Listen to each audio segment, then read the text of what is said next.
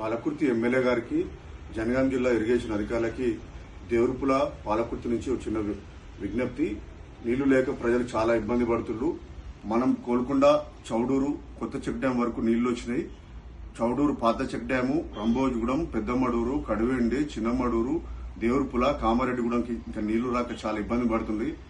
మేము ఉన్నప్పుడు, బీఆర్ఎస్ పార్టీగా ఉన్నప్పుడు, కేసీఆర్ గారి, దయాకర్రావు గారి ఆధ్వర్యంలో ఎండాకాలంలో కూడా చెక్ డ్యాములు నింపుకోగలిగినాము. వాటర్ లేవా, వాటర్ స్కేర్సిటీ ఉన్నదా, లేకపోతే వాటర్ నింపుతారా, చెక్ డ్యామ్ నిండితే అనేది మీరు చెప్పాల్సిన అవసరం.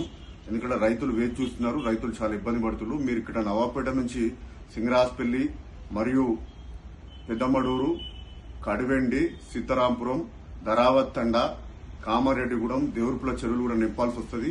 అటు సైడ్ నుంచి మన గణపూర్ ఆయకట్ నుంచే మాదాపురం, ధర్మపురం, దేవరుపుల గోపి చెరువు నింపాల్సి వస్తుంది. మళ్ళా మనకి నవాపేట నుంచి మన గుండాల మండలం పోతుంటే L6 ద్వారా రామరాజ్పల్లి చెరువు మరియు నిర్మల ఊరు చెరువు, దుగ్గి చెరువు నింపాల్సి వస్తుంది. రైతులు చాలా ఇబ్బంది పడతారు. బోర్లలో నీళ్లు కూడా లేవు.